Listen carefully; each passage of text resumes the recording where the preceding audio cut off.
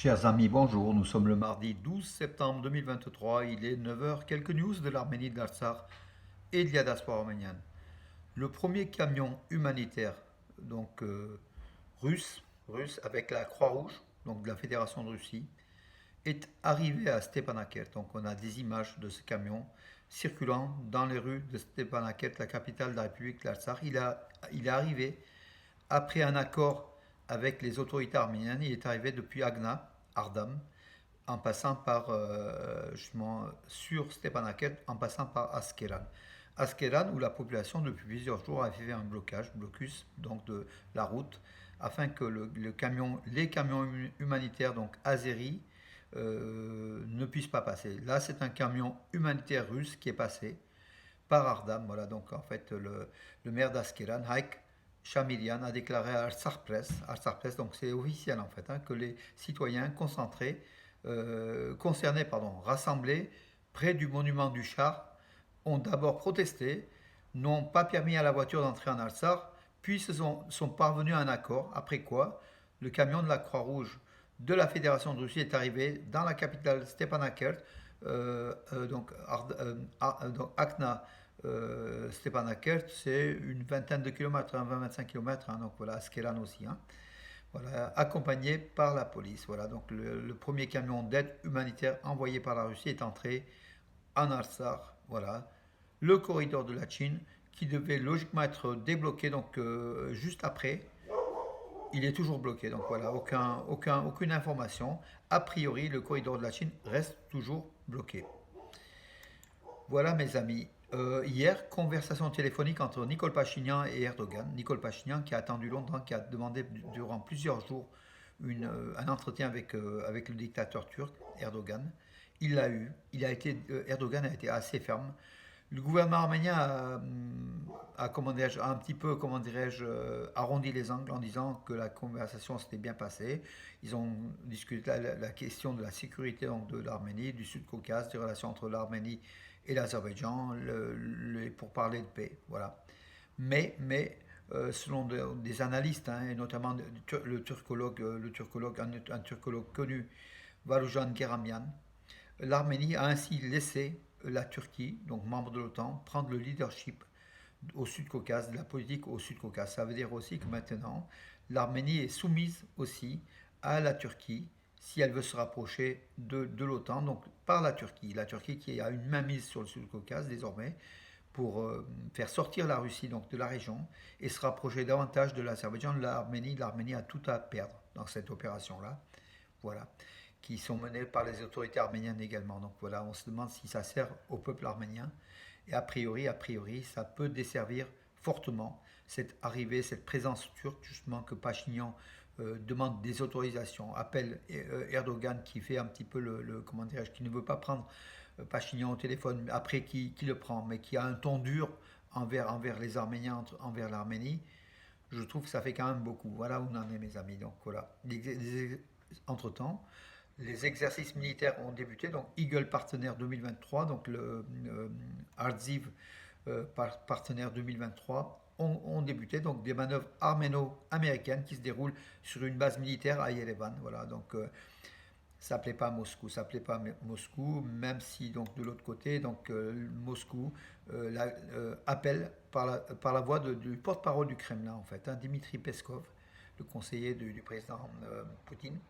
La Russie a été et reste un proche allié et partenaire de l'Arménie. La Russie essaye de recoller des morceaux avec l'Arménie, sachant que les morceaux ont été brisés par la non-intervention de la Russie sur tous les conflits dont l'Arménie a mené. L'Arménie a eu besoin de la Russie, partenaire stratégique. La Russie n'était pas présente, elle est juste présente par les 2000 soldats de paix en Artsakh pour le maintien de la paix et les 5 à 8 000 soldats sur leur base militaire de Gumlik, mais ils ne sortent pas, ils ne sont jamais venus au secours des Arméniens dans cette base, la base 102 russe, voilà, de la Fédération de Russie, stationnée à Gumlik en Arménie. Voilà pourquoi l'Arménie aussi est en froid avec justement la Russie. La Russie de l'autre côté essaye de recoller les morceaux, de se rapprocher de l'Arménie. L'Azerbaïdjan prépare la prochaine grande provocation, avertit le Haut-Karabakh. Donc, concentration des troupes et du matériel militaire aux frontières de l'Arménie, aux frontières de l'Artsakh. Une attaque serait imminente, voilà. Espérons qu'elle soit évitée, mais en tout cas, Bakou met la pression et met les hommes et le matériel aux frontières de l'Arménie et de l'Artsakh en situation d'attaque, voilà, qui pourrait débuter, qui pourrait commencer d'un instant à l'autre. De l'autre côté, l'Iran se déclare sensible à la sécurité des frontières communes de ses voisins et notamment de l'Arménie. Voilà, l'Iran, une nouvelle fois, lance un message à Bakou pour dire attention, l'option militaire n'est pas à prendre, tout simplement. Comme d'ailleurs Washington hein, le fait. Hein. Donc Anthony Blinken, c'est ce qu'il a aussi affirmé à Liège récemment. Voilà mes amis, donc, donc Samantha Power, donc la USAID, donc en fait oui, l'aide humanitaire donc, des États-Unis, c'est la représentante, hein, appelle justement à une situation donc, qui se détériore, appelle à un dialogue et puis la baisse de cette tension entre l'Arménie et l'Azerbaïdjan et au milieu la population du Haut-Karabakh qui souffre de ce blocus.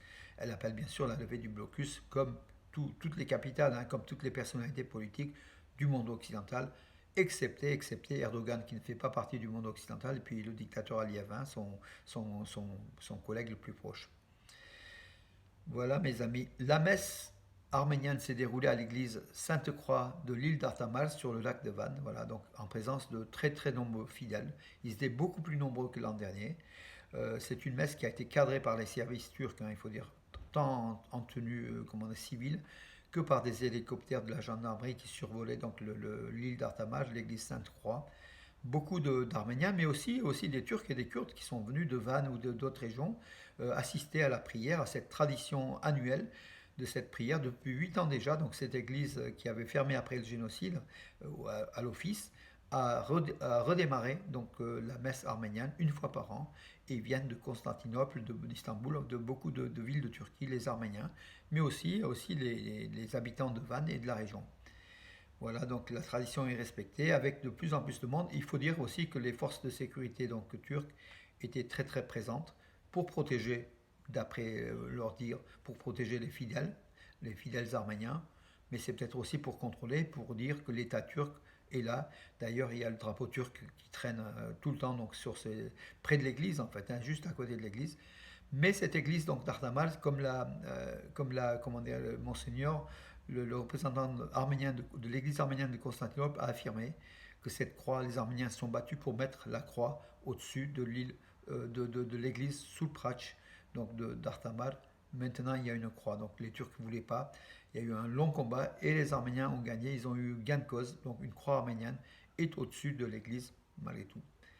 Le premier bus électrique importé en Arménie sera bientôt testé dans la capitale arménienne à Yerevan et à terme, il y en aura 150. Donc voilà, Yerevan qui veut se mettre à l'électrique pour polluer moins. Voilà, effectivement, la capitale arménienne souffre d'un petit peu de pollution et l'électrique permettra donc de diminuer le taux de pollution de la capitale arménienne.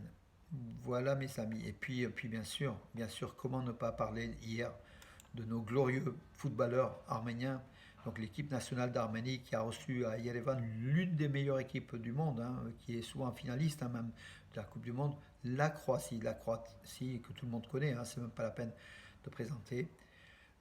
L'Arménie a perdu 1-0, donc un but marqué à la 13e minute, sur un cafouillage en fait, hein, et la VAR a été regardée, mais a priori c'était très litigieux ce but. L'arbitre, M. Turpin, donc le français Turpin, l'a accordé aux Croates parce qu'ils ont revu qu'il y avait un joueur arménien qui avait touché. Enfin bon, c'était pas évident. Mais l'Arménie, donc, qui a vaillamment, même en deuxième mi-temps, fait jeu égal, aurait pu même égaliser plusieurs fois. Les Croates aussi hein, auraient pu creuser l'écart. Mais en tout cas, l'Arménie a tenu tête à cette équipe de Croatie, même si elle a perdu 1-0. D'ailleurs, l'entraîneur de la Croatie a salué la vaillance des joueurs arméniens. Également l'entraîneur de la sélection nationale d'Arménie a remercié ses joueurs pour leur côté combatif dans un stade plein. Alors, un incident ou un événement, le drapeau de l'Artsakh a été donc avec un drone a survolé le stade républicain d'Erevan, archi plein. Voilà donc mes amis. Bon, l'Arménie, donc ça rapporte 0 points, une défaite. Elle a 7 points. Elle est donc Turquie et Croatie ont 10 points. Donc voilà, les deux premiers, c'est Turquie et Croatie. L'Arménie est troisième, voilà. Mais l'Arménie est encore qualifiable, hein, voilà. Donc il suffit de gagner les autres matchs, hein. On verra aussi l'attitude par rapport aussi à la Croatie et à la Turquie. Un faux pas de la Turquie, l'Arménie pourrait prendre la deuxième place, signe de qualification de l'Euro 2024 de football, groupe D. Voilà mes amis, pour cela, pour aujourd'hui, il y a eu donc aussi une médaille donc, en haltérophilie, j'en parlerai demain. Les compétitions mondiales d'haltérophilie continuent, donc on en parlera demain un peu plus, mes amis. Sur ce, bonne journée et à demain.